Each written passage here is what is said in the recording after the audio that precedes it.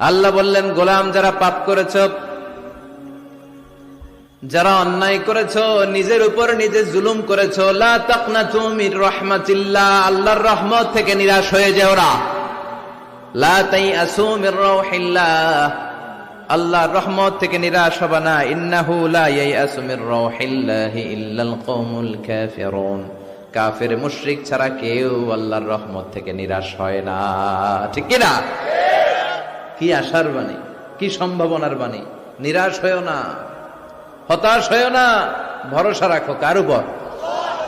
আপনি কত পাপ করেছেন, কত নামাজ ছাড়ছেন, আপনি কত মিথ্যা বলছেন, কত জুলুম করছেন, কত ওজনে কম দিয়েছেন, কত সুদ খেয়েছেন, কত ঘুষ খেয়েছেন।